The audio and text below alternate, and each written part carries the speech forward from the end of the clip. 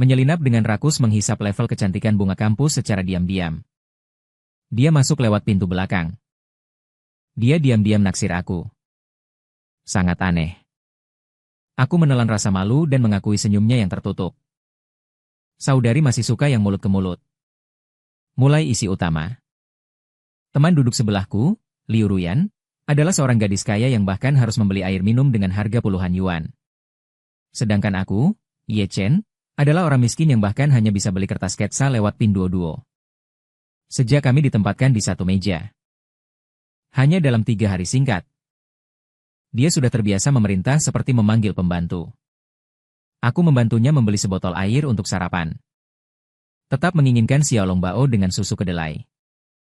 Sama seperti sisa minuman beralkohol. Kenapa aku harus patuh mendengarkan perintahnya? Atau karena pada hari pertama belajar malam bersama. Aku menjatuhkannya karena lewat di jalan. Pulpen yang dia letakkan di dalam buku. Pulpen itu tepatnya ujungnya mengarah ke tanah dan menghancurkan bunga. Meskipun Liu Ruyan hanya melambaikan tangan. Dengan santai menyatakan bahwa keluarganya masih memiliki ide-ide aneh. Tetapi Hikiang di belakang meja berteriak. Saudari Ruyan sangat murah hati. Pulpen ini harganya beberapa puluh ribu. Satu pulpen bernilai puluhan ribu yuan. Aku hampir pingsan. Bahkan jika seluruh keluargaku dijual, masih tidak cukup. Aku gelisah selama beberapa hari. Berpikir keras tetap tidak dapat mengumpulkan puluhan ribu yuan. Akhirnya aku berkata pada Liu Ruyan. Aku akan menuliskan surat hutang untukmu. Aku akan perlahan melunasinya sambil menahan wajah. Dengan rasa bosan berputar. Pulpen baru di tanganku berkata. Silakan. Aku menghela napas lega. Aku menyerahkan surat hutang yang sudah kutulis sebelumnya dengan hati-hati. Liu Ruyan tiba-tiba memiringkan kepalanya. Tanya, apakah kamu rajin? Dia tidak hanya bertanya sembarangan. Tetapi mengatakan bahwa dia membutuhkan seseorang untuk membawa kotak makan di kantin. Membeli air di supermarket. Setiap kali berlari 1 kali biaya 10 yuan. Menanyakan apakah aku bersedia. Tentu saja aku tidak menolak. Maka dengan cepat aku menyadari bahwa sifat paling menonjol dari gadis kaya ini adalah kemalasan. Dia memang begitu malas sampai membuat orang lain terkejut. Seringkali saat kelas berlangsung, sebuah kepala di sebelahnya tiba-tiba terjatuh. Kepala berbalik, kau dapat melihat wajahnya yang tertidur dalam kedamaian waktu. Pada siang hari paling tepat tidak berbaring. Orang-orang berdesakan pergi ke kantin untuk merebut sayur. Nona Liu menatap sekilas. Di luar, matahari yang terik kembali mengerutkan alis. Dari luar menendang kembali kakinya. Tidak heran butuh orang untuk berlari mengantarkan. Benar-benar kelakuan gadis kelas tuan tanah. Jika bisa duduk, pasti tidak berdiri. Jika bisa berdiri, pasti tidak berbaring. Satu-satunya pengecualian adalah di papan permainan. Biasanya selalu bersikap malas. Tapi ketika bermain Go, seakan berubah menjadi orang yang sangat kuat. Setiap kali dia pergi ke klub untuk bermain Go, dia selalu memerintahku. Pergi membeli air, lalu kembali setelah selesai membeli air. Aku di samping menyerahkan kepadanya. Mengangkat leher, menenggak setengahnya. Lalu menaruhnya ke tanganku. Membantu saya membuangnya di jalan kembali ke kelas. Aku tiba-tiba teringat karena gelas air hilang. Aku sudah hampir sehari tidak banyak minum air. Pandangan tak dapat menahan diri menatap air mineral di tanganku. Dengan harga botol air ini, setidaknya kehilangan 2 yuan. Dia benar-benar terlalu boros. Saat aku menuangkan air ke mulut. Karena masih ada jarak sedikit dari mulut, aku belum sempat menelannya. Tiba-tiba melihat masuk dari belakang. Pandangan jatuh pada air mineral. Ekspresinya dari terkejut menjadi tidak percaya.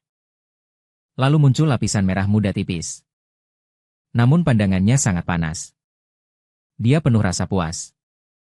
Satu tangan mencengkeram daguku. Bertanya pada diri sendiri dan menjawab. Apa ini? Sepertinya itu air mineral yang saya buang. Aku terpaku di tempat, wajah memerah. Jari kaki terasa malu. Seakan ingin menggali lubang di tanah. Dia semakin meluap. Siapa yang akan minum air yang dibuang orang lain? Aku sudah membayangkan semua teman sekelas mengetahui fakta ini. Mata mereka pun serupa. Dia perlahan mengulurkan tangan, menyentuh wajah kakuku yang bergetar. Dia naksir diam-diam padaku. Bandingkan dengan minum air yang dibuang teman karena miskin. Menyukai seseorang dan minum airnya tampaknya sedikit lebih baik. Aku memutuskan menutup mulut yang ingin menjelaskan. Ternyata kamu sangat menyukaiku. Tawa yang menekan membuat matanya berkilau. Seperti seorang pemburu yang menemukan sesuatu. Suara yang jatuh. Dia menundukkan kepalanya. Hati tepat menepuk bibirku. Lalu tertawa terpendam. Kakak masih suka bibir ke bibir. Tubuhku lemah, bersandar pada dinding. Hati sangat terkejut. Ternyata tipe laki-laki yang disukai teman dudukku ternyata pervert. Aku pikir hal ini sudah lewat. Tapi hari yang lebih buruk menanti di belakang. Liu Benyan yakin aku diam-diam menyukainya. Bahkan sampai menyukai adik yang mentalnya terganggu. Maka dia kapan saja mulai sering menatapku. Dengan nama indah mengawalku. Aku pergi ke kantin makan. Dia seperti roh mengikutiku dari belakang. Lalu bibirnya mengatur apa yang harus kupilih. Aku tak mengerti. Karena kamu sudah datang, kamu memang datang. Tidak bisa memarahi sendiri. Dia melihat peralatan makan stainless steel. Merenung setengah mengira tanganku mahal. Asap ini tidak cocok untukku. Setelah pelajaran, wali kelas memintaku pergi ke gedung teknologi mengambil lembar ujian. Dia juga bersikeras mengikutinya. Alasan takut aku melakukan sesuatu yang tak terduga pada lembar ujian miliknya. Tapi kali ini dia menemukan hati nurani.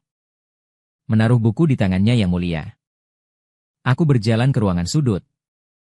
Dia mengikutiku tanpa mengangkat kepala. Kakak, bukalah matamu lebar-lebar.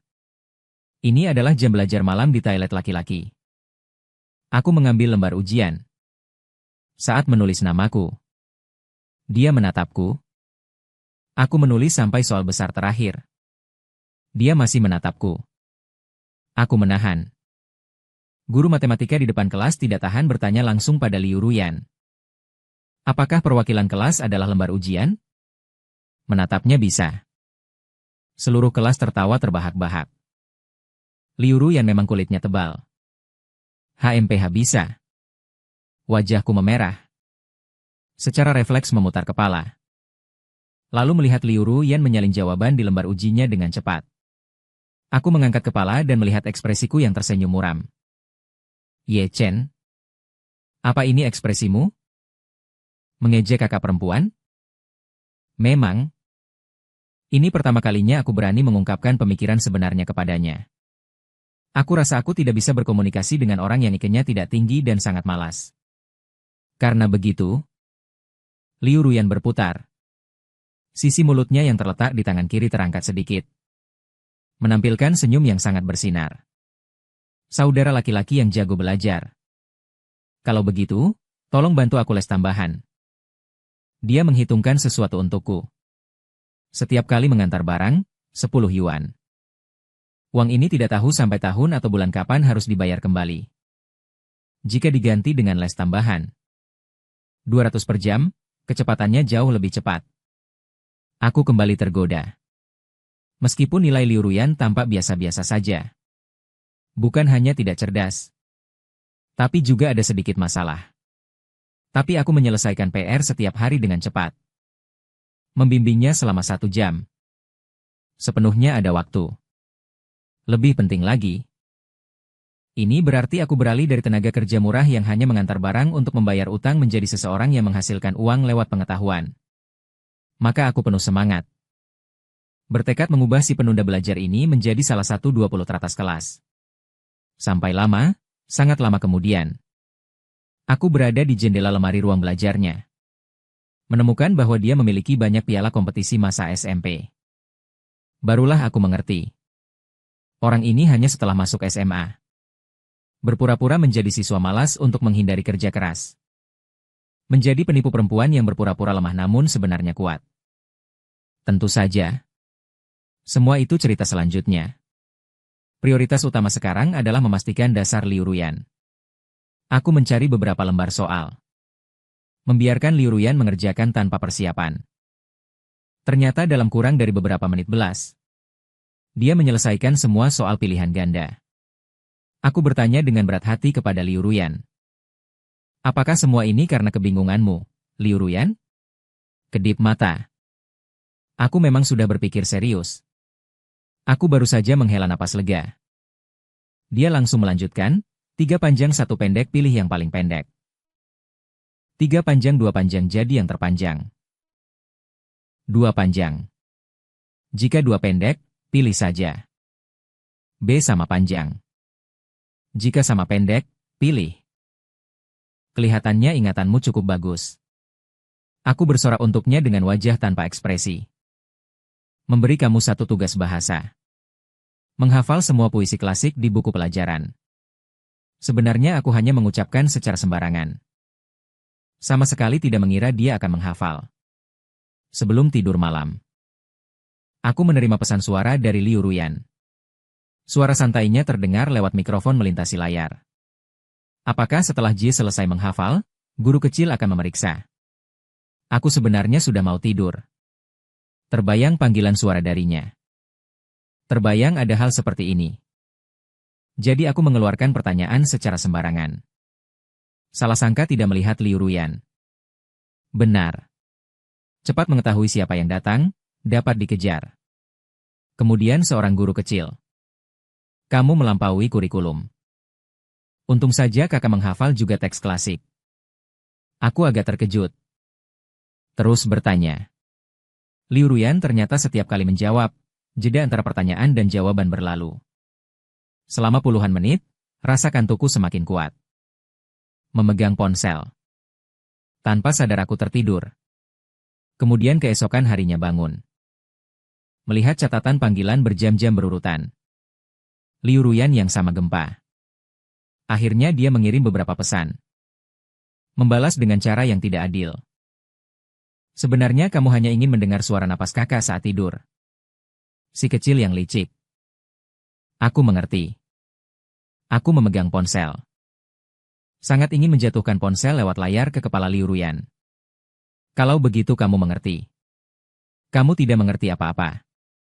Saat libur Jumat, Liu Ruyan sangat inisiatif mengundangku ke pesta ulang tahunnya. Akhir pekan aku bisa pulang ke kampung lama di kota. Atau menulis tugas di apartemen sewaan. Tentu saja tidak ingin menyetujuinya. Tapi ternyata dia memperpanjang. Suara. Minum airku. Aku menutup mulutnya dengan satu tangan. Menahan rasa malu dan menanggung beban. Aku pergi. Saat aku pusing memikirkan hadiah ulang tahun apa yang harus dibeli. Aku mendengar seseorang memanggil namaku di pintu kelas. Pemanggilnya adalah seorang laki-laki yang berkulit gelap dan berotot. Terlihat agak familiar. Aku keluar dan mengobrol. Barulah ku tahu dia dari kelas 5. Dia memanggilku, Juda Chang, di kota yang sama. Karena ayahnya datang ke kota pada hari Jumat untuk memadamkan api. Pas waktunya dia menjemputnya pulang.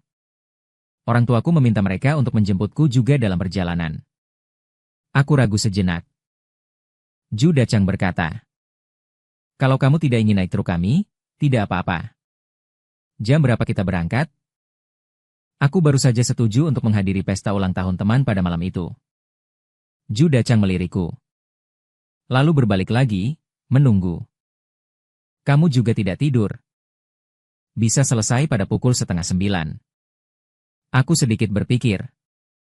Kalau begitu aku bisa pergi lebih awal nanti. Jadi aku setuju padanya. Setelah jam 5 selesai sekolah, aku membeli sebuah hadiah ulang tahun di sekitar. Jam 6 aku sampai di rumah Liu Ruyan sesuai alamat yang dia berikan. Rumah Liu Ruyan tidak sulit ditemukan.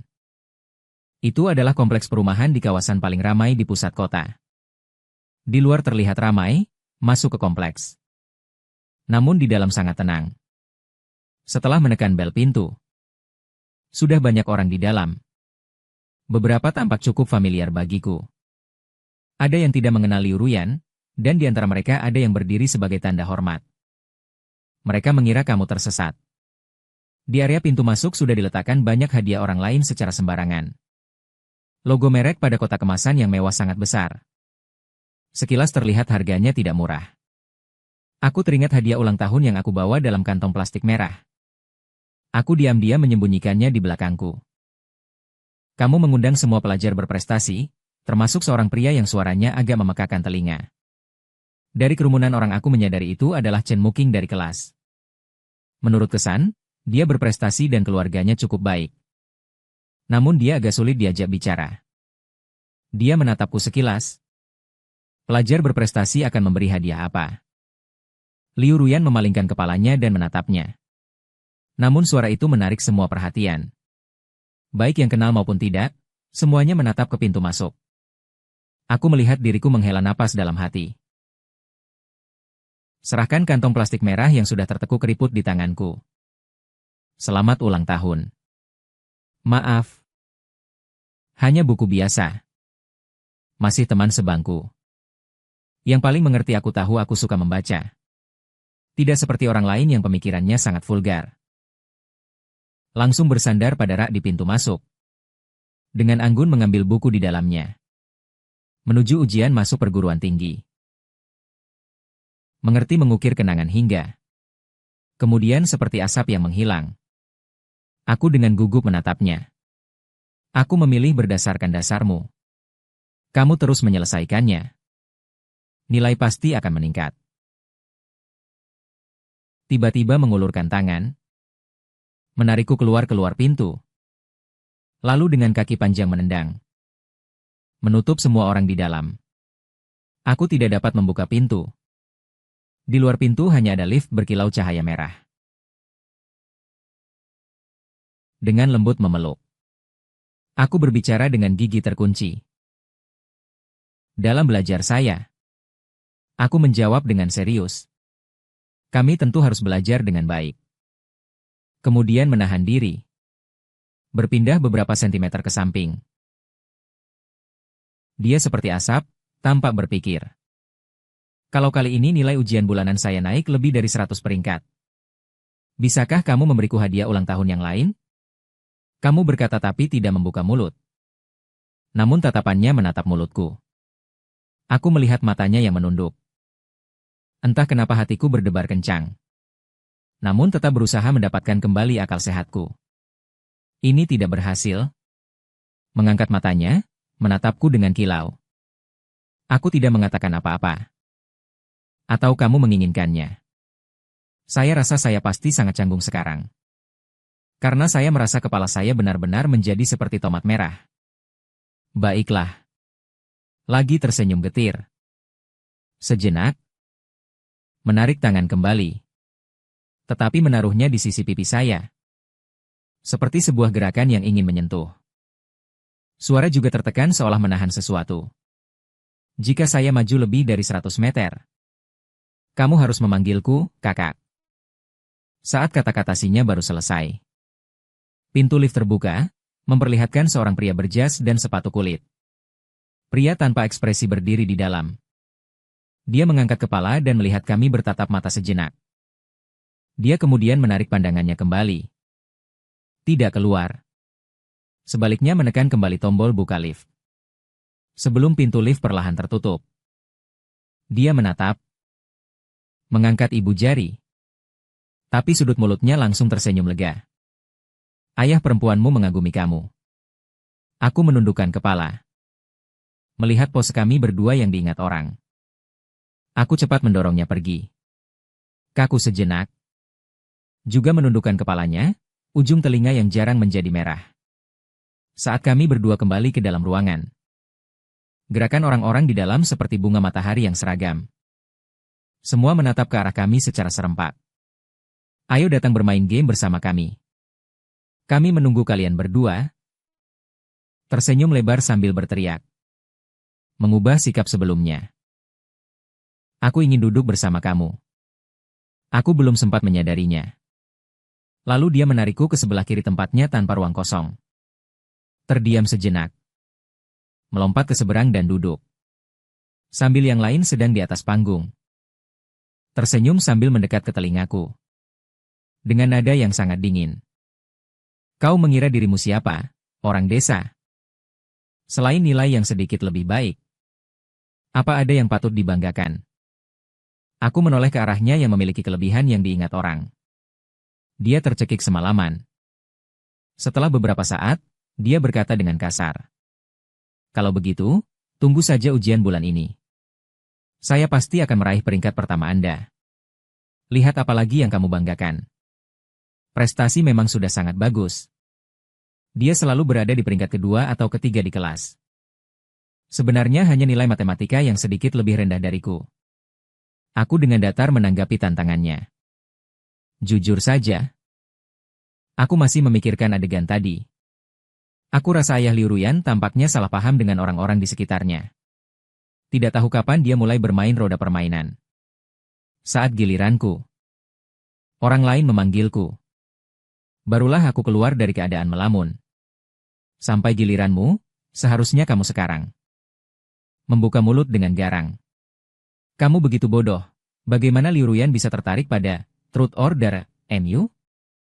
Aku menarik sedikit perhatian kembali. Kalau begitu aku pilih Truth. Kartu, Truth, sudah habis mereka ambil. Seseorang dengan wajah bulat memegang kartu. Laki-laki itu hanya berkata, Dare, saja. Kalau tidak mau melakukannya, tidak usah. Aku minum untukmu. Liu Ruyan tidak perlu berkata. Aku secara acak memilih satu kartu. Laki-laki berwajah bulat mengeluarkannya dan melihat. Langsung berseru, wow. Menyipitkan alis sambil menatapku. Mendapatkan permainan mengirim kertas lewat mulut. Tidak tahu siapa yang akan dipilih oleh si jenius. Mata Liu Ruyan langsung bersinar. Mengambil kembali tangan yang semula hendak menyerahkan gelas. Pandangan tajam menatapku. Cepat putuskanlah. Laki-laki berwajah bulat tertawa geli menyerahkan selembar kertas. Beberapa orang tidak sabar menunggu. Tentu tidak boleh memilih Liu Ruyan. Jika memilihnya, hubungan kami tidak akan pernah bersih lagi. Sebenarnya ada satu target yang sangat terasa kehadirannya, datang dari sebelah kiri dengan dendam itu. Seakan-akan jika aku benar-benar memilih. Liu Ruyan langsung melompat dan merobekku. Aku merenung sejenak. Melihat ke arah. Saat aku mengucapkan memilih, seluruh ruangan menjadi hening. Masih mempertahankan ekspresi cemberutnya. Sepertinya belum menyadari. Aku mengambil kertas dan mendekat. Berharap segera menyelesaikan tugas ini. Namun adegan selanjutnya melampaui dugaan setiap orang dari kami. Betul kebetulan. Chen Muqing sepertinya baru menyadari. Langsung melakukan gerakan besar dan menendang. Bangku saya seolah-olah ingin menendang saya lebih jauh. Akibatnya kaki bangku miring ke depan. Membawa seluruh tubuh saya juga jatuh ke depan. Tisu jatuh ke tanah. Justru kepala saya menabrak kepalanya. Mulut saya karena inersia dengan cepat menabrak mulut Chen Muqing. Mata bertemu. Saya terkejut. Semua orang di tempat itu juga terkejut. Chen Muqing dengan kuat menggerakkan bulu mata. Mata orang-orang di sekitar melotot menjadi bulat. Mulutnya panjang besar seperti Liu Ruyan. Yang pertama bangkit. Dengan wajah dingin melintasi dari seberang. 1 detik kemudian. Bangku membawa saya bersama menghantam ke tanah, Chen Muqing tampaknya mengulurkan tangan. Ingin menarik saya namun keras-kerasnya menarik kembali. Tiba-tiba sebuah tangan dengan kuat menarik saya ke atas. Lalu menarik saya ke kamar kecil di sebelah. Membuka keran air. Dengan kuat membersihkan mulut saya. Saya tidak bisa bergerak. Maka saya menyerahkan pada Liu Ruyan untuk bertindak. Di cermin, wajahnya sangat muram. Mengapa memilih dia tidak bisa menahan kata-kata? Apakah karena nilai saya lebih rendah darinya? Sampai di sini. Liu Ruyan yang awalnya bersuara marah perlahan menjadi tenang. Bahkan agak merasa bersalah. Nanchen, kamu dulu yang memulai. Saya menundukkan kepala. Tidak berani lagi melihat diri saya di cermin. Hati berantakan seperti anyaman. Dia tiba-tiba membungkuk dan menempelkan dahinya ke bahu saya. Ye Chen. Kamu sebaiknya benar-benar menyukainya, bukan? Saya tidak menyukainya. Yang disukai hanya. Saya berpikir dalam hati. Namun saat mengangkat kepala, melihat bayangan kami berdua berpelukan di cermin, saya ragu. Dalam akal, saya seharusnya menjauh darinya.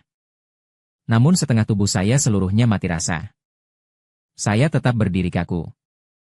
Aduh. Sepertinya aku mulai tidak bisa menolak. Dia tidak tahu. Berapa lama setelah itu, Liu Ruyan akhirnya mengangkat kepalanya. Sepertinya dia membuat keputusan. Pada ujian berikutnya, kakak akan membawakanmu nilai pertama di seluruh sekolah. Aku rasa Liu Ruyan benar-benar sedang bermimpi. Kita semua di kelas biasa. Siswa. Setiap kali ujian besar, peringkat 30 teratas hampir selalu dikuasai oleh kelas roket. Siswa kelas biasa. Meskipun peringkat di kelas sangat tinggi. Misalnya, meskipun aku sering menjadi yang pertama di kelas, tetapi tetap tidak bisa menggoyahkan posisi dominan kelas roket. Awalnya aku masih ingin jujur. Hal terakhir itu hanyalah kesalahpahaman. Namun kata-kata penjelasan berputar di mulutku. Tidak terucap. Karena dia memang begitu berkata. Meskipun tidak realistis. Aku juga tidak ingin mengurangi semangatnya belajar. Terserah kamu, aku harus pulang. Kakak mengantarmu. Tidak perlu. Liu Ruyan dengan santai berkata. Apakah nilai buruk? Bahkan tidak mengganti biaya pengantaranmu. Aku benar-benar terkesan dengan satu kalimatnya. Dia bisa mengungkit kembali kesalahan lama berkali-kali. Menjadi buku catatan yang teliti. Tidak ada yang bisa mengalahkannya, aku menepuk bahunya. Sampai jumpa Senin depan. Masih banyak temanmu di sini. Masih ada ujian. Tujuannya tetap harus realistis. Tidak perlu terlalu ambisius. Liu Ruyan mengangkat alis. Tidak percaya pada kakak, kan? Tidak percaya? Liu Ruyan tersenyum. Mau tidak kita bertaruh? Aku akan benar-benar ujian. Pertama. Kamu tidak hanya harus memanggilku setiap hari sebagai kakak, tetapi juga harus menyetujui satu permintaan dariku. Aku hanya pada hari itu datang mendengarkan dongeng malam. Langsung setuju begitu saja. Jangan hanya bicara tentang pertama di seluruh sekolah. Mendapatkan peringkat pertama di kelas. Tidak masalah. Liu Ruyan sepertinya ingin tertawa. Tapi dia tetap menahan diri. Meraih tangan untuk menyentuh rambutku. Si kecil yang aneh meremehkan lawan. Itu akan berbayar mahal. Setelah meninggalkan rumah Liu Ruyan, saya menunggu sekitar setengah jam. Juda Qiang dan ayahnya juga sudah tiba. Mereka duduk di dua kursi depan truk. Sedangkan saya masuk ke truk. Begitu masuk ke ruang belakang, saya bertemu dengan beberapa babi putih gemuk.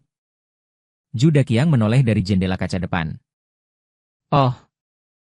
Omong-omong, saya juga mengangkut beberapa babi secara kebetulan.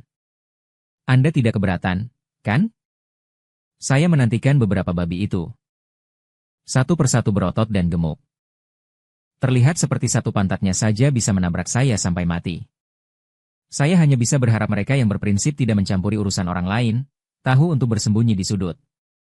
Jerami yang lembut, menyilangkan kakinya, mulai menghitung. Diketahui pulpen Liu Ruyan harganya 50.000. Dia mengklaim telah menggunakannya selama 4 tahun. Selama saya membayar 10.000. Saat ini saya sudah berlari untuknya 123 kali. Menyelesaikan satu pelajaran. Jadi berapa lagi yang harus saya bayar kepadanya? RMB 8.570 yuan. Yang berarti tambahan pelajaran tidak lebih dari 2 bulan. Saya bisa melunasi hutang Liu Ruyan. Dengan begitu saya tidak berutang apa-apa padanya. Setelah sampai di rumah, saya mengeluarkan semua buku dan materi lama. Menuliskan catatan penting setiap mata pelajaran sesuai jam pelajaran ke dalam buku. Lalu memotret catatan tersebut. Mengirim gambar itu ke Liu Ruyan. Dia membalas dengan tanda tanya. Saya masih sedang mengetik. Tiba-tiba sebuah video dikirim.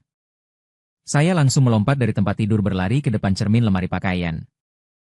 Saya melihat posisi yang dihubungkan. Sepertinya ini akan lebih membantu Anda berbicara. Wan Liuruyan sambil menjelaskan. Sambil memperjauh kamera. Saya melihat dia tampak duduk di sebuah ruang belajar. Di belakang ada satu baris penuh buku. Sepertinya ada satu baris lagi papan. Cangkir dan medali adalah hadiah yang diambil orang tuanya. Tidak tahu mengapa Liuruyan menjatuhkannya. Serigala dianggap seperti ini. Dengan cepat pikiran di dalam kepalanya bergejolak. Suara tenggorokan yang bersih dan jelas mulai mengajar. Di depan, saya masih memegang ponsel di tangan sambil menjelaskan.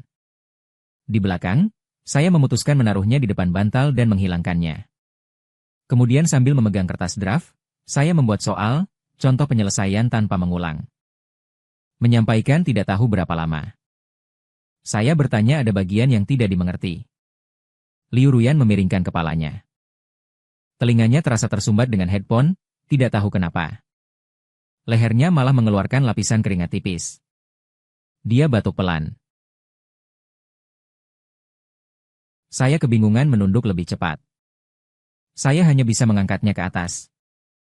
Soal kembali mengingatkan. Liuruyan. Saya 200 yuan per jam. Kamu tidak mendengarkan? Itu pemborosan. Tapi uangnya sendiri. Liuruyan hanya tertawa konyol. Selama liburan 2 hari. Pada dasarnya saya selalu video call dengan Liuruyan. Saya yang menjelaskan, dia yang mendengarkan. Lalu dia mengerjakan soal. Sambil dia menulis soal. Saya menyelesaikan semua catatan beberapa mata pelajaran penting. Tanpa terasa 2 hari liburan berakhir. Saya naik kembali bus ke kota. Pada hari ujian bulanan Senin. Saya bertemu Chen Muking dan Liuruyan di kelas. Mata keduanya tampak bertekad untuk meraih ujian kali ini. Yang aneh antara Chen Muking dan saya dalam ujian ini. Dia kali ini tidak mengucapkan kata-kata kasar. Hanya mengangkat dagu dan bersuara hum. Lalu menoleh pergi. Soal ujian kali ini tidak mudah. Saya malah mengerjakannya dengan cukup lancar. Sampai menyelesaikan soal tambahan terakhir matematika. Karena soalnya sangat aneh. Saya mencoba menyelesaikannya setengah hari. Baru selesai 2 pertanyaan pertama. Setelah keluar dari ruang ujian kembali ke kelas. Saya melihat Chen Muking sedang berbicara dengan orang lain. Soal ujian kali ini memang sederhana. Memang saya mengangguk. Memang soal tambahan agak sulit. Apakah soal tambahan memiliki soal tambahan? Kenapa saya tidak melihatnya? Chen Muking berbalik kepala. Melihat itu wajah saya. Langsung menjadi gelap. Lalu balik halaman lagi. Apakah kamu sengaja menipu saya? Dia bertanya kepada saya dengan penuh keraguan. Berhenti sejenak. Tampaknya Chen Muking tidak melihat soal tambahan di sisi belakang. Karena soal tambahan berada di kertas ujian. Di sisi belakang pihak ketiga. Jika tidak karena banyak waktu. Saya mengalih pandangan ke belakang. Saya rasa tetap tidak melihatnya. Tampaknya kali ini saya masih peringkat pertama di kelas. Tidak lama kemudian hasilnya diumumkan. Hari itu entah kenapa Liuruyan tidak datang. Saya cepat mendapatkan lembar nilai saya. Ketiga di seluruh sekolah. Saya agak senang. Ini adalah kali tertinggi saya peringkat di seluruh sekolah. Lalu melihat peringkat kedua kelas secara keseluruhan. Bagaimana saya bisa menjadi peringkat kedua? Saya agak terkejut. Saya berjalan ke meja Chen Muking dan mengetuknya. Tanya. Apakah kali ini peringkat pertama adalah kamu? Selamat, tidak menyangka dia tiba-tiba mengejutkan Ye Chen. Apakah kamu sengaja datang untuk mengejek saya? Kan? Saya menatapnya dengan wajah tegang. Wajah memerah. Saya pun kembali ke kursi saya. Sebuah angin berhembus. Membawa catatan Liuruyan ke depan saya. Saya ingin membukanya sedikit. Tapi saya menahan diri dan mengembalikannya. Sore di panggung penghargaan mengambil sertifikat 50 teratas. Kecuali siswa kelas roket. Kelas kami hanya ada 2 orang. Satu adalah Chen Muking. Dia peringkat ke-49 di seluruh sekolah. Namun setelah mengambil foto dengan sertifikat, kemudian wajah Chen Muking masih tampak tidak baik. Suara kepala birokrasi di podium masih berlanjut. Selain itu, sekolah masih memiliki seorang siswa. Saat ujian bulanan terakhir, dia hanya berada di antara lebih dari 1.000 siswa di seluruh sekolah. Namun pada ujian bulanan kali ini, siswa ini ternyata sekaligus meraih peringkat pertama. Orang-orang di bawah berbisik-bisik dan berdiskusi. Siapa sebenarnya? Kepala bagian akademik berbicara dengan penuh semangat. Dia hanyalah siswa biasa, Liu Ruyan. Sekarang, mari panggil Liu Ruyan naik ke depan untuk membagikan pengalaman belajarnya. Kini seluruh sekolah benar-benar heboh. Di tengah sorakan perbincangan yang ramai, Liu Ruyan tampak lega. Bangkit. Dia memang tinggi dan kurus. Pakaian yang dipakai orang lain terlihat jelek.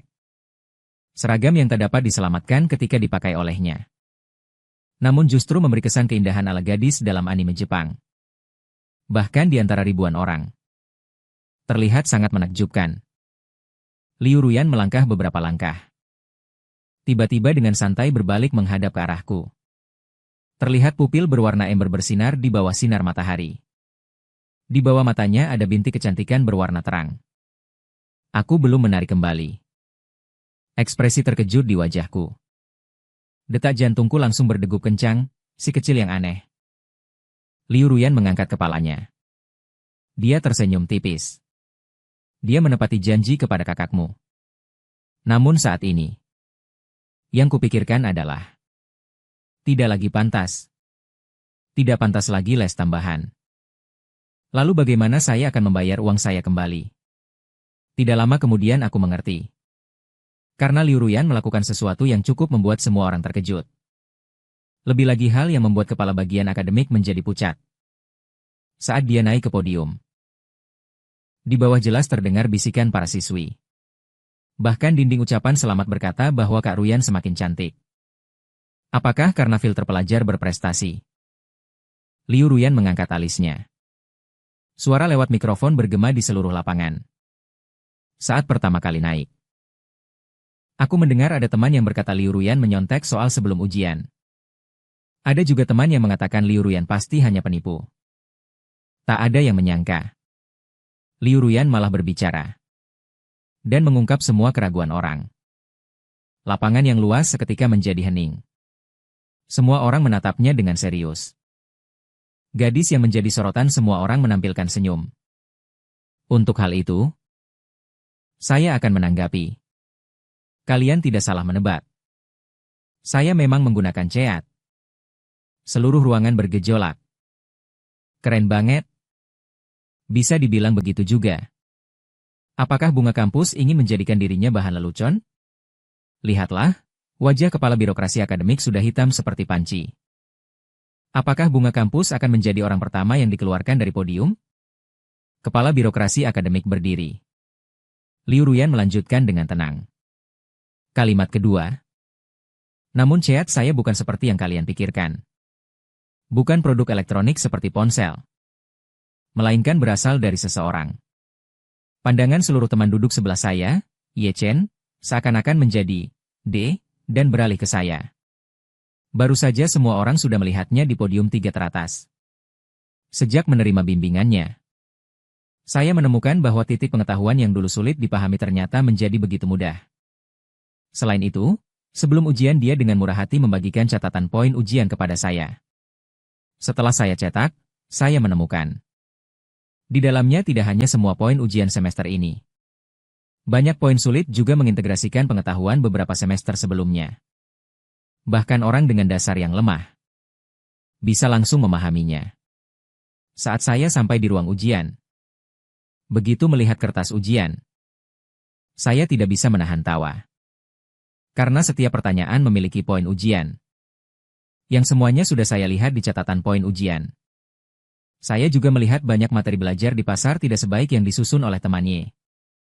Pepatah berkata, jika seseorang ingin melakukan pekerjaan dengan baik, maka harus mengasah energi mereka terlebih dahulu. Dan sebuah panduan belajar yang baik adalah cahaya terbesar saat kita belajar. Seperti sebuah lentera yang dapat menerangi arah belajar. terutama bagi teman-teman yang merasa bingung dalam belajar. Untuk itu, saya berterima kasih kepada teman duduk sebelah saya, yang memberi saya seberkas cahaya saat saya paling bingung. Teman-teman di bawah panggung terkejut. Bahkan saya pun mendengarnya sampai pusing. Hikiang menggulung brosur kecil bahasa Inggris di tangannya menjadi seperti ember. Teman Y, saya ingin mewawancarai kamu. Apa chat kotor yang kalian lakukan? Aku menepuk tangan Hikiang tanpa ekspresi. Hikiang masih sangat berduka. Hubungan kami selama beberapa tahun seperti asap. Kakak tidak pernah berkata baik tentangku. Di atas panggung, Liu Ruyan yang sedang mengungkapkan perasaan. Suasana berubah. Ekspresinya langsung berubah menjadi seperti rubah yang ramah. Sekarang aku juga ingin menyebarkan cahaya ini kepada teman-teman lain. Ada teman yang ingin catatan ini? Terlalu banyak yang mengangkat tangan. Selain itu, aku hanya punya satu. Begini. Semua, catat kontakku. Kikiku adalah 239XXXX Liu Ruyan. Dengan senyum, aku berkata, jika ada yang perlu menghubungi aku lewat Kiki, aku akan mencetak satu yang baru untukmu. Tapi tidak gratis ya? Berapa harganya? Ada cowok berani yang menanyakan harga di bawah ini? Semua lihat saja, beri saja. Biasanya membeli materi hanya seharga segelas jus. Selain itu, aku sudah mencetaknya untukmu. Gratis tidak mungkin gratis. Lagi pula lesku juga butuh 200 per jam. Kepala urusan akademik sudah berdiri. Melihat ekspresi. Sepertinya dia ingin langsung merebut mikrofon yang dipegang Liu Ruyan. Liu Ruyan mengangguk kepadanya. Lalu mendekat ke mikrofon. Mahasiswa sekolah ini dapat diskon setengah harga. Haha. Akhirnya tidak membeli dari tempat lain. Aku, dengan pasangan, berada di tengah sorakan dan tawa yang memekakan telinga. Liu Ruyan diturunkan dari panggung oleh kepala urusan akademik. Setelah peristiwa ini, Liu Ruyan menjadi sangat terkenal di sekolah. Yang lebih terkenal lagi adalah pacarnya yang diungkapkan di depan seluruh pemimpin siswa. Semua orang sangat penasaran. Siapa dia? Hikiang dan teman duduknya sedang membahas pacar Liu Ruyan. Mereka berdua sepakat bahwa itu Chen Muqing. Aku meletakkan pena. Berbalik sambil bercanda berkata, sebenarnya orang yang dia maksud adalah aku. Hikiang menatapku dan bibirku bergetar. Kalau bukan aku yang mengerti kakak Ruyan, dia benar-benar tertipu. Bagaimana kamu tahu aku menipumu?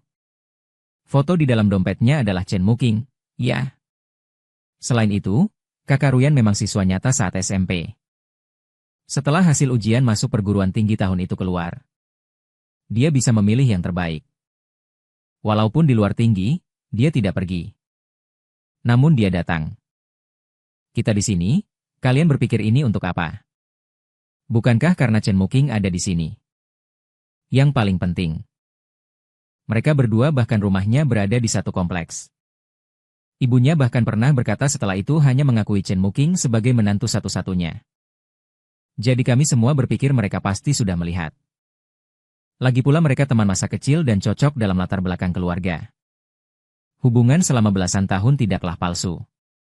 Keluarga Chen Muqing juga sangat kaya. Hikiang, teman duduknya, menanyakan apakah pusat perbelanjaan di Red Lawn Square dibuka oleh keluarganya. Hanya memenangkan si anak muda kaya. Orang di belakang meja masih menunduk sambil berbicara berbisik. Saya ingin memusatkan perhatian untuk melanjutkan mengerjakan soal. Namun agak sulit menenangkan hati. Kursi di sebelah tidak diatur oleh Liu Ruyan. Setelah mengeluarkan pernyataan yang menyakitkan terakhir kali, orang-orang menghilang. Orang juga tidak datang. Sekolah malah akan mengirim beberapa pesan kepada saya, baik cepat atau lambat. Seperti menanyakan apakah sudah makan. Omong kosong tentang kuda yang tidur. Kadang memberi saya ilusi. Seakan-akan kami benar-benar menuju suatu hubungan yang mirip cinta. Namun bila dipikirkan lagi, apakah dia benar-benar pernah secara jelas menyatakan suka kepada saya? Tidak. Bahkan pendekatannya yang inisiatif. Semua karena dia mengira saya suka padanya. Jika tidak ada kesalahpahaman itu. Saya memegang pena. Tiba-tiba terbangun dengan kaget. Maka di antara kami muncul hubungan hutang yang tiba-tiba. Selama beberapa hari berturut-turut saya merasa pikiran melayang. Kadang saat kelas saya melamun. Saat belajar malam saya menerima pesan dari Liu Ruyan. Si anak aneh sedang apa? Saya melihatnya lama. Lalu menulis di kotak balasan setengah lama. Tiba-tiba merasakan dingin di atas kepala.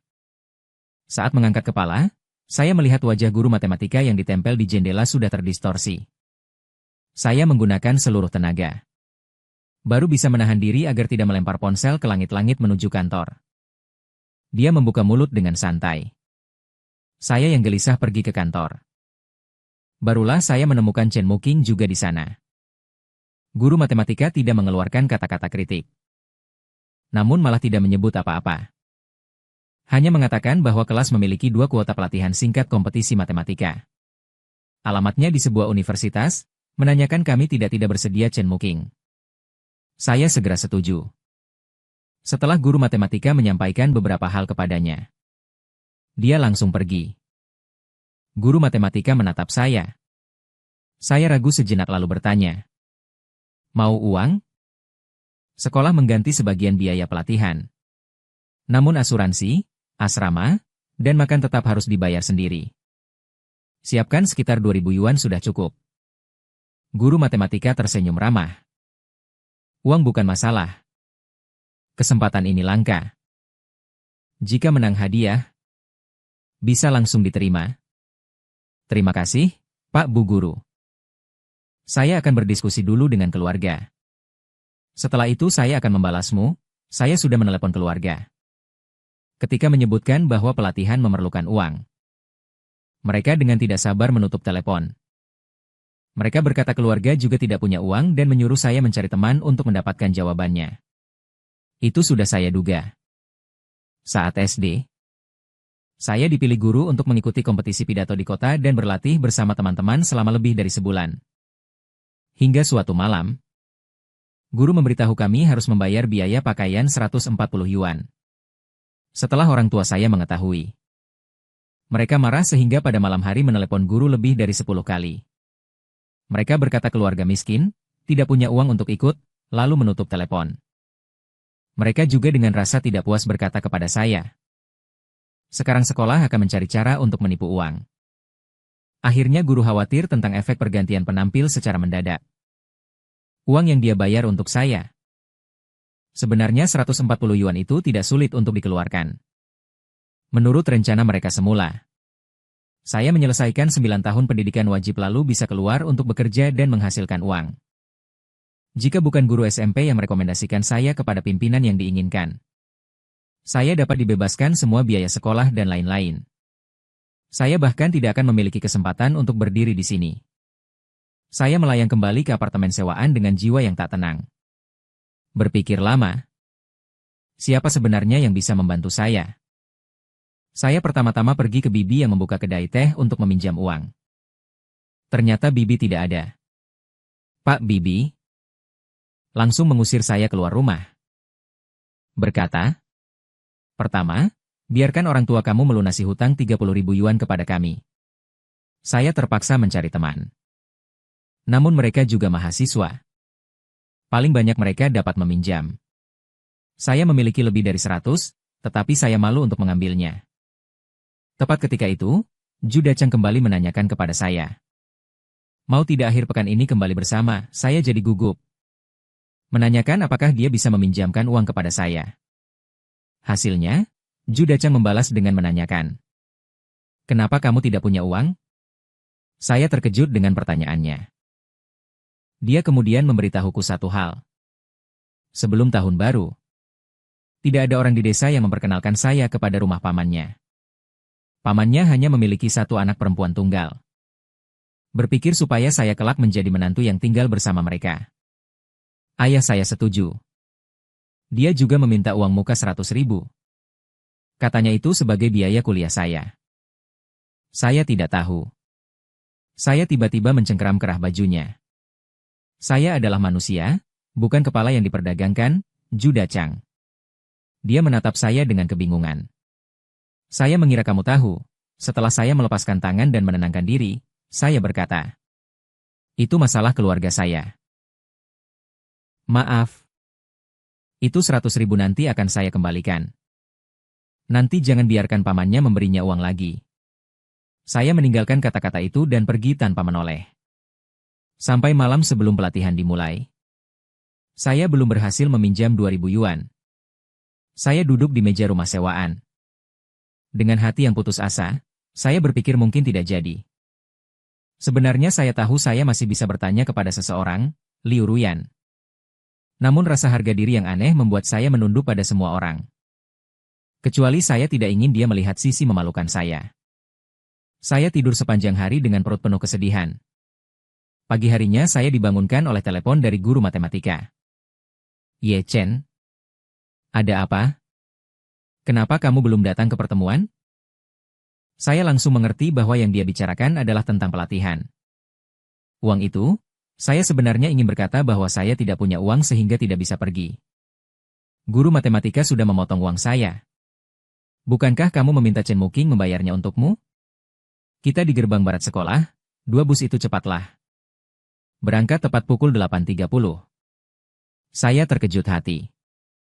Belum sempat memikirkan. Kenapa Chen Muking membayar untuk saya?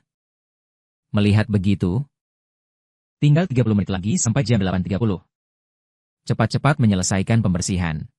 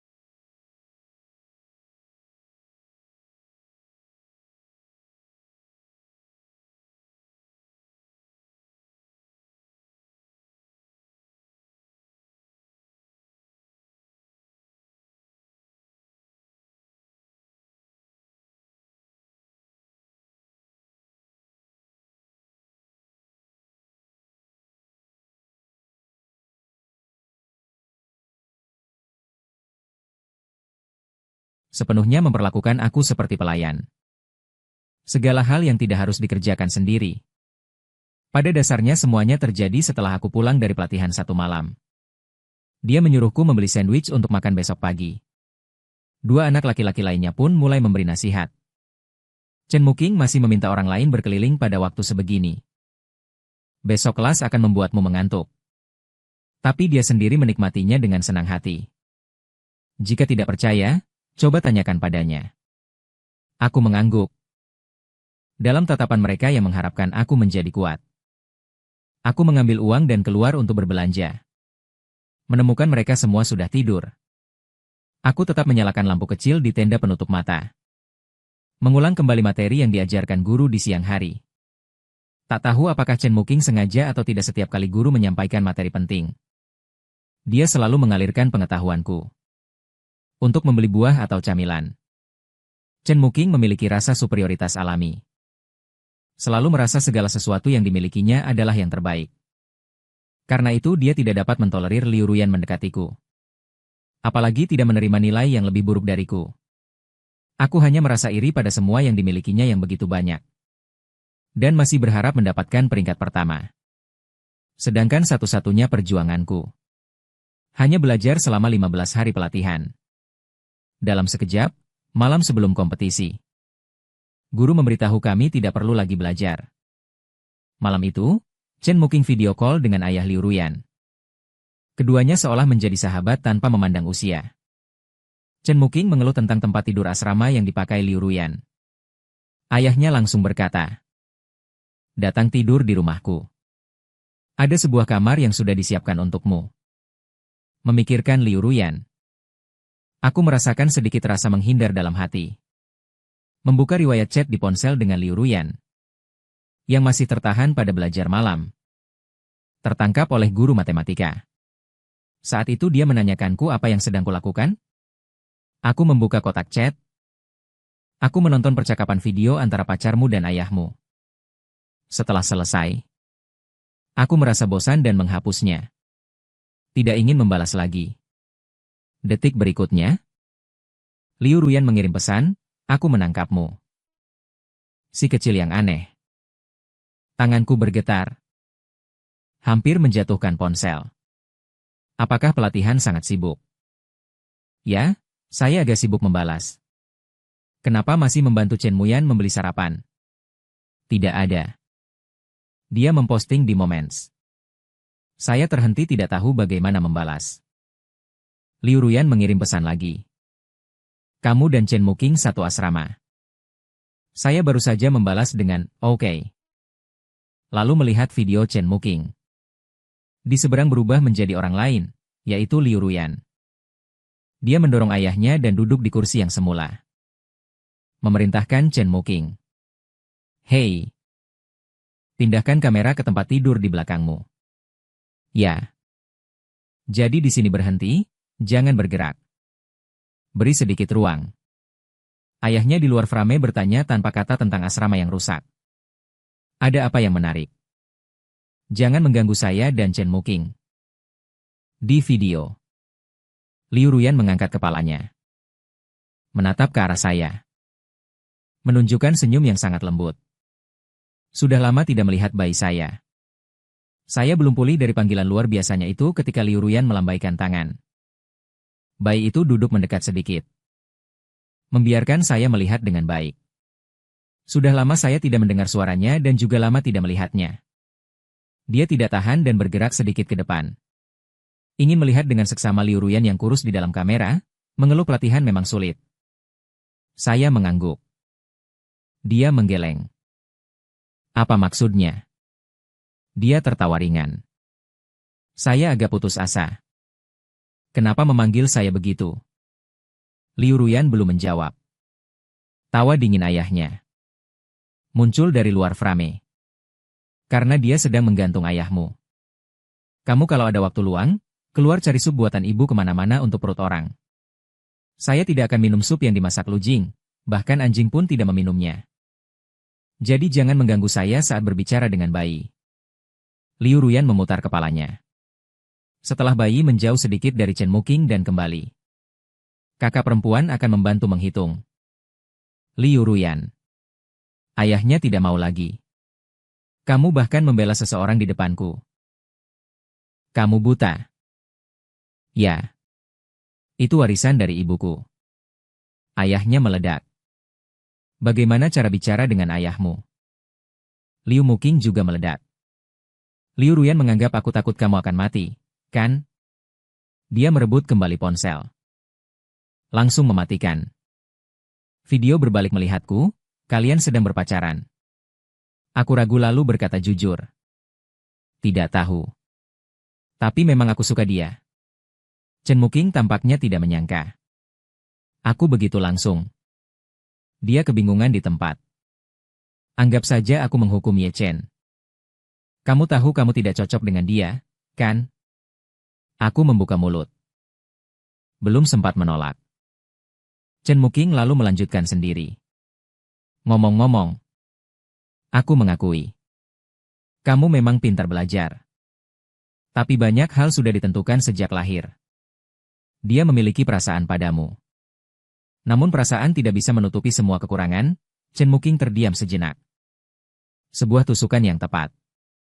Aku yakin kamu juga tahu. Misalnya kamu tidak bisa mengeluarkan 2.000 yuan. Itu urusan pribadiku. Aku berkata.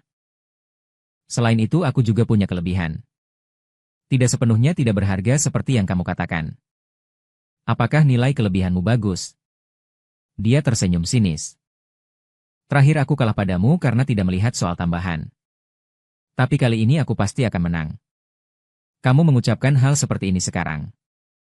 Terlalu cepat. Aku tidak ingin berdebat dengannya. Lalu berbalik mempersiapkan diri untuk mencuci muka.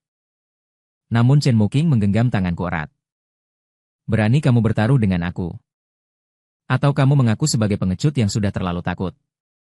Bahkan tidak berani bertaruh denganku. Aku berhenti berjalan. Menatapnya langsung. Tanya bagaimana cara bertaruh. Lihat siapa yang peringkatnya lebih tinggi. Siapa yang kalah, siapa yang menjauh dari. Jujur saja.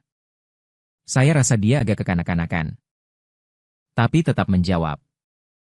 Oke. Bertaruh saja, batuk beberapa kali. Meninggalkan satu kalimat.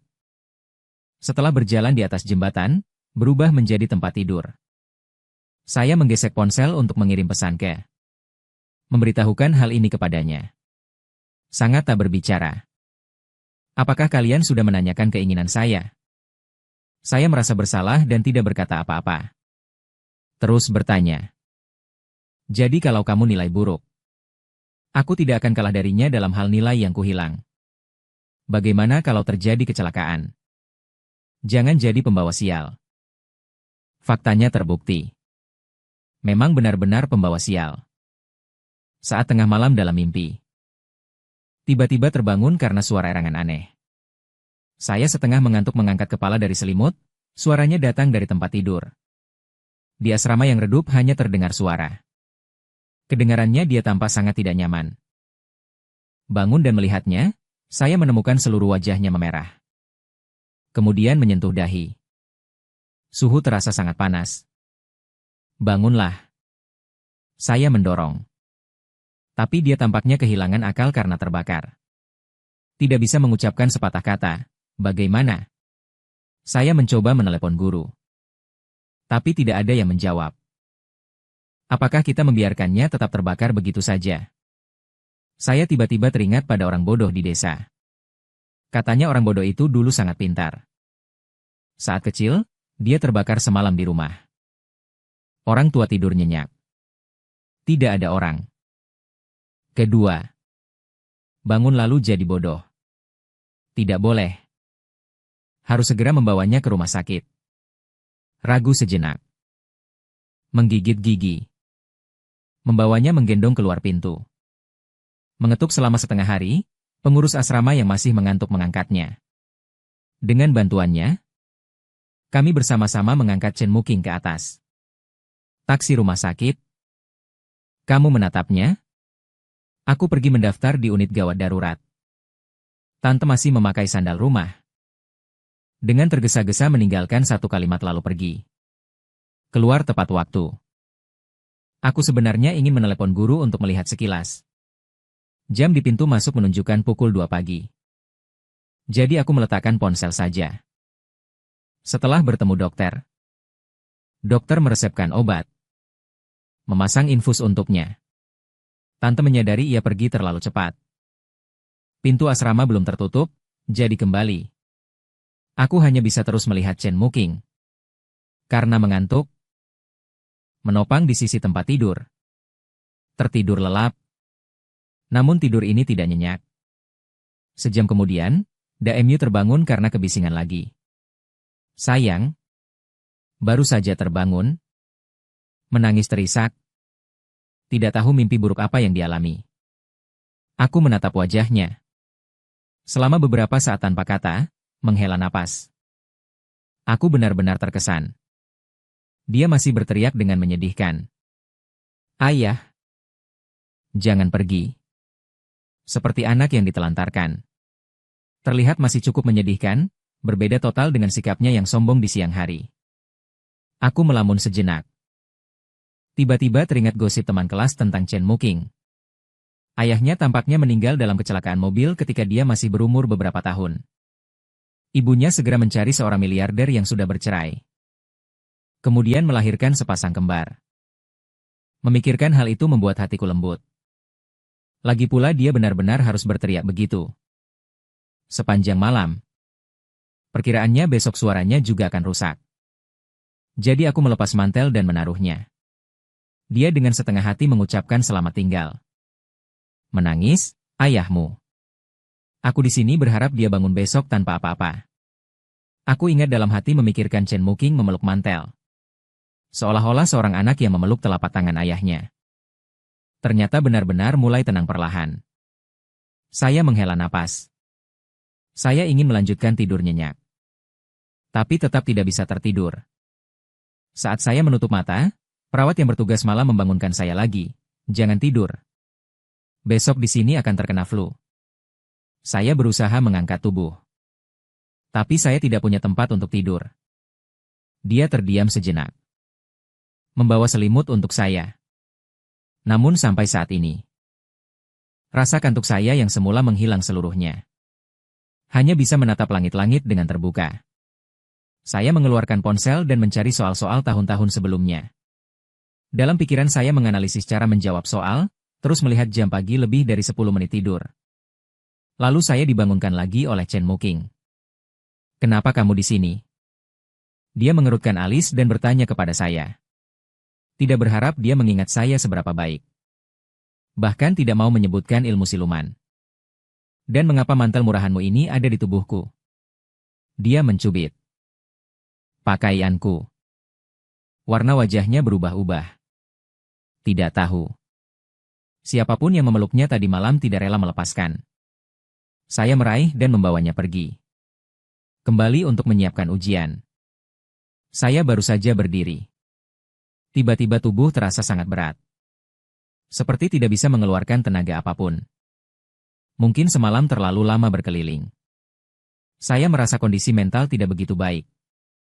Setelah kembali ke asrama, Chen Muking terus mengawasi saya dalam diam. Tampaknya ingin mengatakan sesuatu. "Wajahmu sangat merah. Apakah kamu flu?" Teman sekamar yang sedang sarapan berteriak. "Tidak apa-apa." Saya menggelengkan kepala. "Tidak apa-apa." Sekejap berikutnya saya melihat Chen Muking ternyata menuangkan secangkir air panas. Bersama kotak obatnya ia menyerahkannya kepada saya. Ekspresinya sangat rumit. Dan juga ada sedikit kemarahan. Saya tidak meminumnya. Langsung pergi ke ruang ujian. Bukan karena alasan lain. Meminum obat memang membuat lebih nyaman. Namun akan membuat orang mengantuk. XML. Translate_text. Sebelum ujian saya mengirim pesan kepada Liu Ruyan. Saya mungkin akan kalah. Liu Ruyan membalas suara dalam hitungan detik, kalah juga tidak apa-apa. Apakah dia tidak tahu bahwa kakak perempuan bisa berjalan jauh sendiri ke sini? Jika kamu menjauh 1 langkah dariku, aku akan melangkah 10 langkah menuju kamu. 100 langkah menjadi 1000 langkah. Tidak ada yang dapat menghentikanku di dunia ini. Aku terdiam sejenak, jantung berdebar-debar. Aku melompat, mengetik menanyakan padanya, "Liu Ruyan, apakah kamu suka aku?" Namun menahan tombol kirim berjam-jam. Aku akhirnya membatalkannya kembali. Lupakan saja. Masalah ini lebih baik dibicarakan langsung. Saat duduk di depan meja, aku masih merasa tidak nyaman. Namun pada saat aku mengangkat pena, aku seperti telah berlatih berulang kali. Dengan cepat memusatkan perhatian. Soal-soal sebelumnya terasa sangat lancar. Sampai menulis soal tambahan terakhir. Begitu melihat soal itu, aku terkejut. Ini terlalu kebetulan. Benar-benar kebetulan. Aku ingin setelah ujian langsung pergi ke kuil untuk berdoa. Berterima kasih pada Bodhisattva. Berterima kasih setinggi-tinggi kepada langit. Bukankah ini soal terakhir dari kertas ujian akhir semester jurusan matematika sebuah universitas terkenal yang saya temukan secara kebetulan semalam? Meskipun soal dasarnya diubah. Namun cara penyelesaiannya hampir sama. Aku hampir tak tahan menenggak tertawa menghadap langit. Dengan cepat menyelesaikan semua soal. Sepertinya aku akan menang lagi. Setelah ujian selesai, aku ternyata melihat di luar ruangan Chen Muking dan Liu Ruyan yang sedang berbicara. Kenapa dia datang? Apakah dia datang untuk melihat Chen Muking? Entah kenapa. Perasaanku yang semula riang tiba-tiba terasa agak pahit. Chen Muking kebetulan mengelilingi saya. Ekspresinya sangat rumit.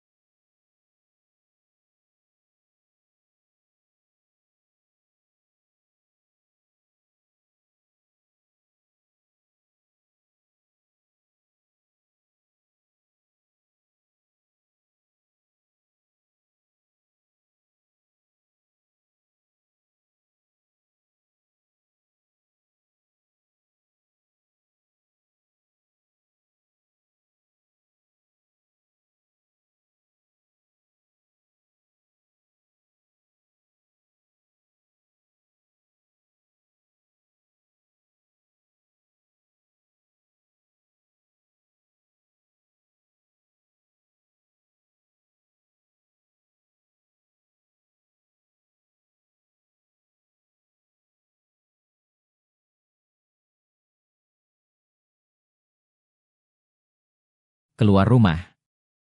Liu Ruyan masih bergantian menjaga jarak dengan saya. Untuk pergi ke kantin besar harus melewati sebuah hutan kecil.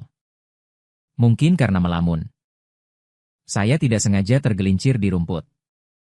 Seluruh tubuh saya terjatuh ke samping.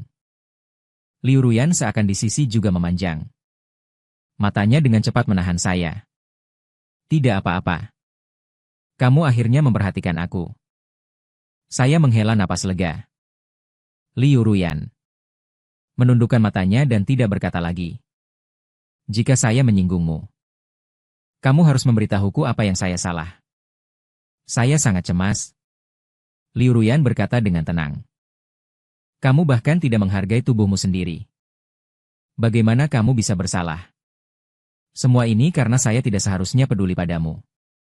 Setelah selesai, dia berbalik ingin pergi lagi. Dalam keadaan panik. Saya berkata tanpa berpikir. Kakak. Dia terkejut. Saya berjongkok di tanah sambil menahan yang terluka. Kaki kanan menahan dengan keras. Terus berteriak. Itu salah saya. Maafkan saya. Apakah boleh? Liu Ruyan memiringkan tubuhnya, wajahnya sedikit memerah. Masih dengan keras berkata. Kakak, apakah saya orang yang bisa ditenangkan hanya dengan satu kalimat? Meskipun begitu kata-kata. Namun ekspresinya jelas menjadi lebih lembut. Karena semalam Chen Muking kondisinya sangat buruk. Saya takut dia menjadi bodoh karena terbakar. Saya menjelaskan, tidak ingin mengganggu dengan orang-orang yang tidak relevan. Liu Ruyan lagi tidak mendengarkan. Sebaliknya dia menunduk dan fokus menatap saya. Apakah kamu masih memiliki satu harapan yang kurang dariku? Ya. Kalau begitu, tutup matamu. Dia berkata. Saya masih menatapnya dengan kebingungan. Liu Ruyan mengulurkan tangan. Membungkuk menutupi mataku. Detik berikutnya saya merasakan dinginnya di bibir. XML. Translate_text. Menyadari bahwa Liu Ruyan mencium saya membuat kulit kepalaku langsung meremang. Tangan dan kaki tidak ada tempat untuk diletakkan. Tidak tahu berapa lama kemudian dia melepaskan tangannya. Kamu ingin memanggilnya dan berkata. Aku memutuskan untuk mengabaikan kata-katanya. Menanyakan pertanyaan yang paling ingin aku tanyakan. Liu Ruyan. Apakah kamu suka padaku? Setelah menanyakan, aku menatapnya dengan gugup. Liu Ruyan terdiam selama beberapa saat. Dengan tulus mengajukan pertanyaan. Sayang, kita berdua sudah bersama begitu lama. Baru kau menyadarinya? Aku sangat terkejut. Kapan kita mulai bersama? Ekspresi Liu Ruyan lebih halus daripada aku. Bukankah begitu? Ketika aku tidak menjawab, dia membalas pertanyaan kepadamu. Bukan diam-diam menyukaimu.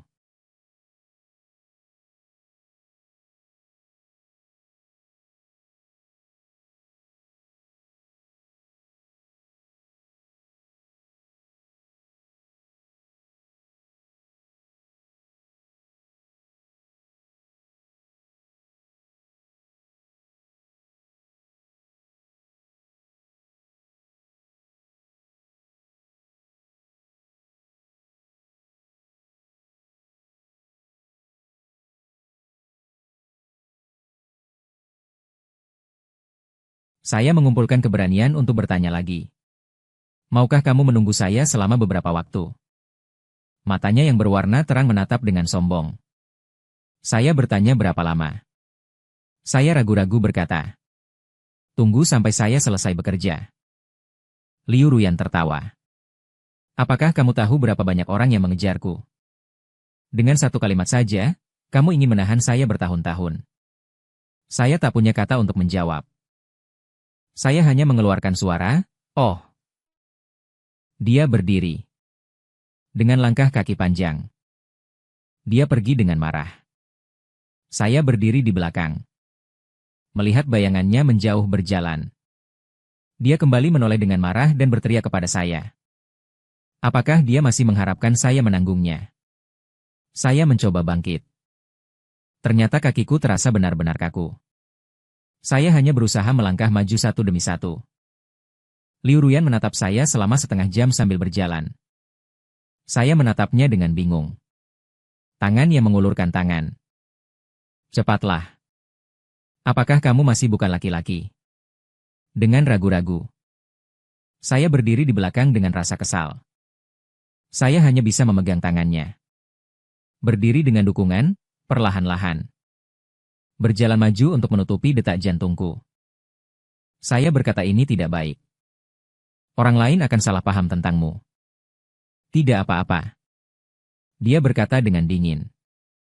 Bagaimanapun, kami sebenarnya tidak memiliki hubungan apapun. Kata-kata itu memang benar.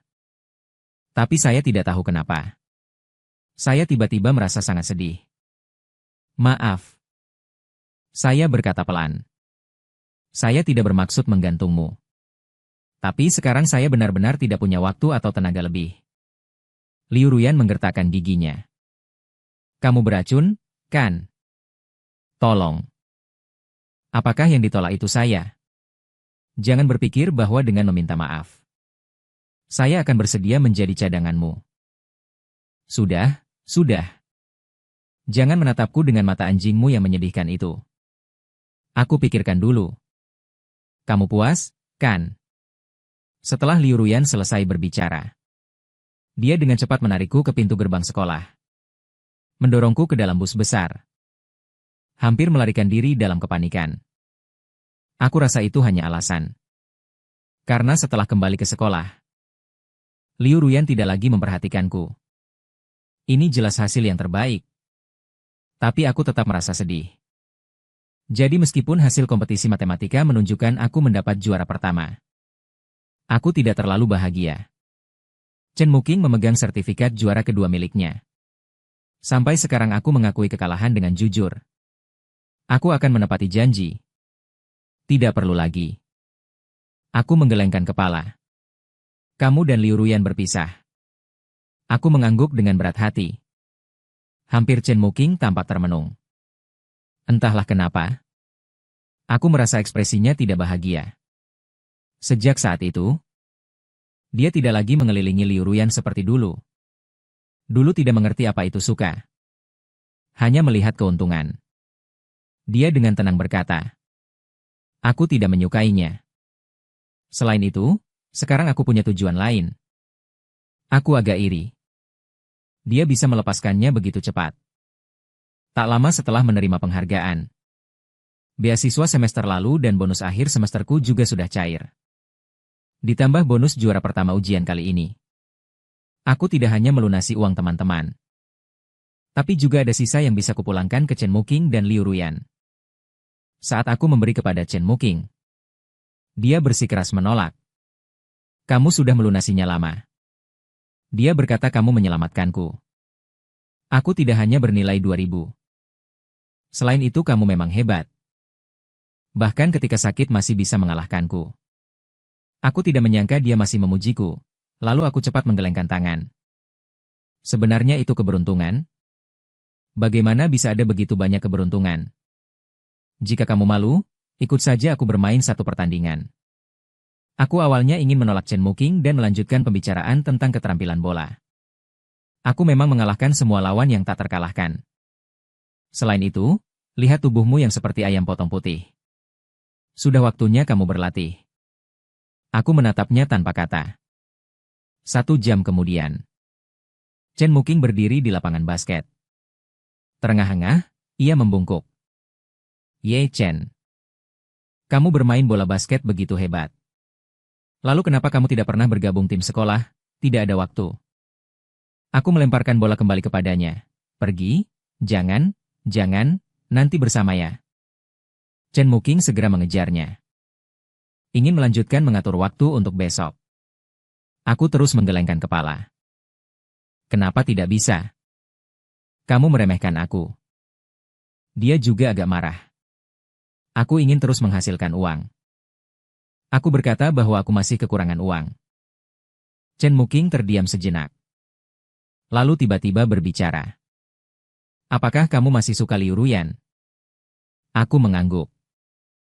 Pada hari Sabtu, Chen Muking kembali mengajakku. Memperkenalkan pekerjaan paruh waktu sebagai les privat. Setiap akhir pekan di perpustakaan mengajar matematika anak sepupu mereka, cukup begitu. Aku setuju. Namun setelah aku sampai di luar perpustakaan, ternyata yang kutemu adalah Liu Ruyan. Dia melihatku dan juga agak terkejut, tidak jelas. Aku bertanya mengapa aku tidak tahu. Dia membalas dengan terkejut. Lalu aku pergi, berhenti. Dia menatapku dengan dingin lalu pergi, apakah kamu punya hati nurani? Aku khawatir kamu tidak ingin melihat. Setelah aku selesai berkata, aku teringat sebuah hal. Cepat-cepat mengeluarkan uang dari tas untuknya. Apa ini uang yang kamu utang? Aku juga menyerahkan buku catatan kepadanya, menunjukkan aku masih berutang lebih dari 5.000. Liu Ruyan melirik tagihan itu. Ekspresinya sangat kebingungan. Kamu mengingatnya begitu ringan. Seharusnya dibayar begitu cepat. Ingin memutuskan hubungan dengan saya. Aku tidak berdaya, tidak tahu mengapa dia sekarang seperti bahan peledak. Liu Ruyan memegang buku catatan. Membaca cepat 10 baris sekaligus. Tiba-tiba menegaskan dari mana asal 100.000 itu. Saya tidak menyangka dia akan memperhatikan hal ini yang agak canggung. Tetapi saya tetap memberitahunya alasannya. Menantu masuk rumah, Liu Ruyan menatap dengan sinis. Orang tuamu ingin mendapatkan kecantikan. Dia menyita uangku. Namun dia tampak berpikir sambil berkata, saya merasa dasar saya tidak terlalu kuat. Kali terakhir tanpa bimbinganmu, nilai saya kembali turun. Jadi pada akhir pekan dia tinggal di perpustakaan. Menghabiskan sehari penuh mengerjakan soal bersamaku. Dengan alasan itu, Liu Ruyan bahkan mulai mengikuti les video setiap malam. Di antara lembar soal yang tak ada habisnya setiap hari. Hari demi hari berlalu seperti itu. Sehari sebelum liburan musim dingin, Liu Ruyan tiba-tiba menanyakan kepadaku. Alamat rumah berada di sebuah desa di bawah sebuah kota kabupaten. Kau mungkin tidak pernah mengunjungi tempat seperti itu. Namun dia tetap bersikeras menanyakannya kepadaku. Lalu aku memberi alamat itu kepadanya. Pada hari ketiga tahun baru Imlek, aku menerima telepon dari Liu Ruyan dalam tidurku. Aku tersesat. Datang menjemputku. Aku memegangnya dengan tidak berani mempercayainya. Bangun dari selimut. Liu Ruyan mengirimkan jarak kepadaku. Alamat rumahku sangat jauh. Saat bertemu dia di pintu desa, aku pikir mataku berhayal. Kenapa kamu datang? Apakah aku tidak boleh datang? Dia mengangkat alis dan membalas pertanyaan. Bukan begitu. Dia menatapnya sekilas. Tanpa sengaja terpaku. Padahal sebelum liburan dia masih memakai seragam sekolah. Sepanjang hari bersantai seperti seorang pemuda yang malas. Tapi hari ini dia tampak gila. Tidak hanya memakai setelan mewah, tapi juga membawa seluruh perhiasan berlian. Rambutnya pun diikat rapi. Memperlihatkan fitur wajah yang halus. Sungguh sangat menawan. Namun dia berdiri di sini terasa sangat tidak cocok. Aku ragu dan bertanya kepadanya. Apakah kamu datang ke rumahku? Kalau tidak. Saat dia masuk rumah, aku merasa rumah miskinku seakan bersinar. Orang tua saya juga terkejut. Mereka menoleh untuk melihat teman sekelas saya. Saya memperkenalkannya dengan berat hati. Saya pikir dengan sifatnya, dia tidak akan bisa bertahan di sini selama beberapa jam. Ternyata Liu Ruyan bergaul sangat baik dengan orang tua saya. Ayah saya pergi kemana untuk bermain kartu. Dia mengikutinya kemanapun mereka pergi. Jika ayah saya kekurangan kartu apa, dia bisa mengeluarkan beberapa kartu itu. Ternyata dengan membawanya, mereka menang banyak. Ayah saya dengan ramah berbincang santai bersamanya.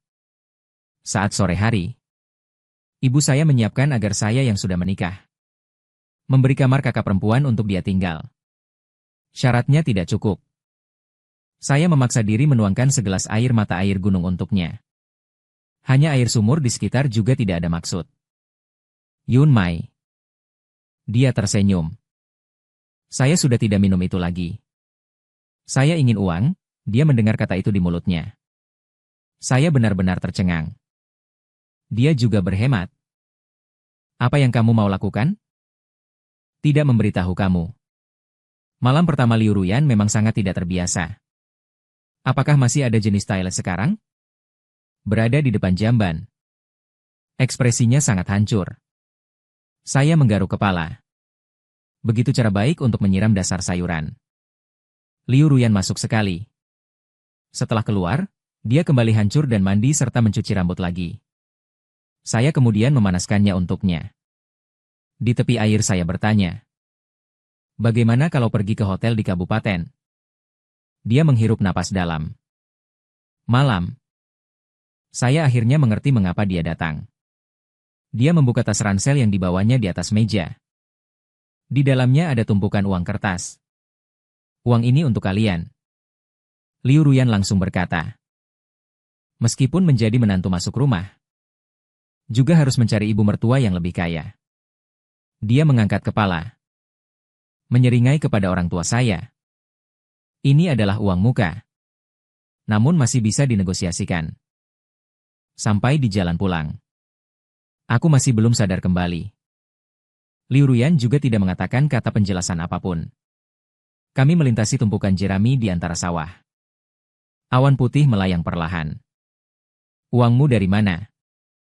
Uang tahun baru yang dia anggap sebagai uang hasil kerja.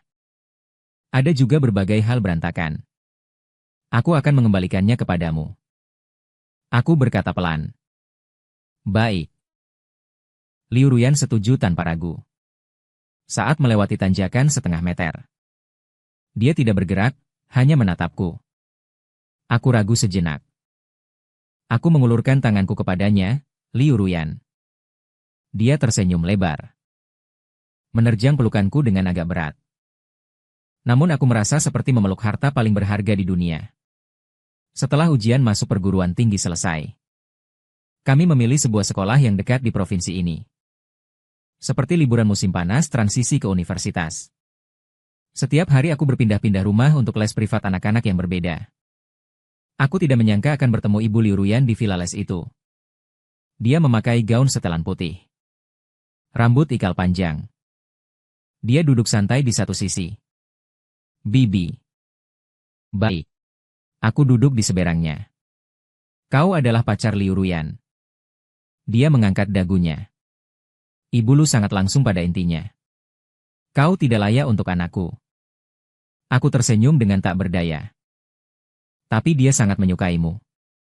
Suara Ibu Lu terdengar lembut. Sangat suka hingga mengungkapkan perasaannya di depan televisi. Dia maksudnya hari selesai ujian masuk perguruan tinggi. Liu Ruyan keluar dari ruang ujian lebih awal. Terkena kamera dan diwawancarai. Ditanya. Apakah soal tahun ini tidak sulit? Liu Ruyan menjawab. Dia belum pernah menghabiskan uang setiap hari bersama pacarnya. Maka dia menjadi terkenal secara online. Aku rasa alasan popularitasnya adalah karena wajahnya yang menawan. Aku hanya bisa berkata. Aku mengundangmu. Bukan karena ingin memisahkan atau mengancammu dengan uang. Dia mengambil cangkir teh dan meneguk sedikit teh merah. Bagaimanapun, dia sudah bertekad menyukaimu. Jika aku menyakiti kamu, akhirnya yang terluka juga anakku sendiri. Aku tidak ingin dia terluka. Namun jika ada hal yang kamu lakukan yang menyinggungnya, aku tidak akan membiarkanmu lepas.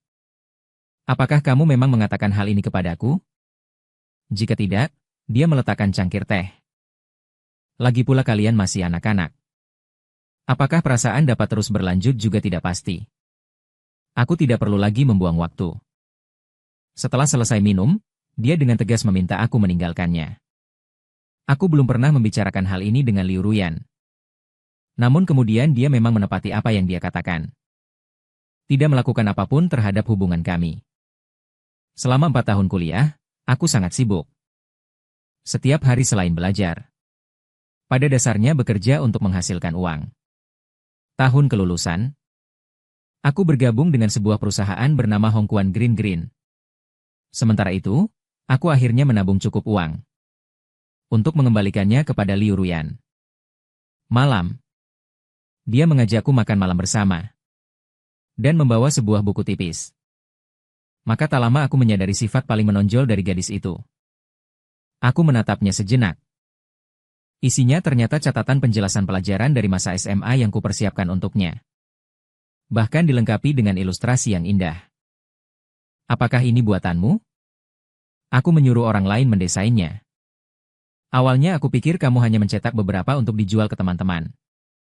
Tidak menyangka bisa menjadi produk jadi seperti ini. Dia menggelengkan kepala. Bagaimana mungkin mencetak secara pribadi? Buku itu melanggar hukum.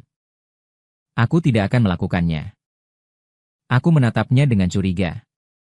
Awalnya aku hanya berbagi materi dengan imbalan. Tidak disebut menjual buku. Aku masih ingin menanyakannya, tetapi dia mengalihkan topik. Sedangkan buku ini yang kupi. Buku ini yang aku berikan kepadamu adalah edisi khusus yang dipesan khusus. Awalnya aku ingin memberikannya kepadamu. Tapi tidak jadi dikirim. Berapa banyak uang yang kamu dapatkan dari menjual materi itu dulu? Liu Ruyan membuka dompetnya. Dengan nada berat ia berkata, semua pada dasarnya dititipkan kepadaku. Benar-benar ingin materi belajar. Hanya 3 orang total keuntungan hanya 10 yuan. Jadi aku juga belum pernah membagikan dividen kepadamu, aku tak bisa menahan tawa. Liu Ruyan mengeluarkan dari dompetnya. 10 yuan yang sudah usang itu diletakkan di atas meja. Setelah menatap sebentar, dia menoleh lagi sambil tertawa melihat aku. Ye Chen, mengambil sertifikat pernikahan yang hanya berharga 9 yuan. Jadi, aku menahan napas, diam-diam menatapnya. Liu Ruyan tertawa. Sayang, bisakah kita menukar uang yang kita dapat dari kerja sama pertama kita dengan sebuah sertifikat pernikahan? Aku juga tertawa dan memberitahunya bahwa 3 orang yang dulu Liu Ruyan beli materi darimu. Sebenarnya semuanya aku yang katakan. Aku mengeluarkan sebuah kotak dari saku. Membukanya. Mengenakan cincin di jarinya. Cincin itu pas di tangan. Permata berlian yang terpasang di atasnya juga sangat besar. Menyambut tatapan tidak percaya darinya. Aku berkata sambil tersenyum. Kakak. Maaf. Mengenai lamaran itu. Aku tidak akan mengalahimu. Selesai.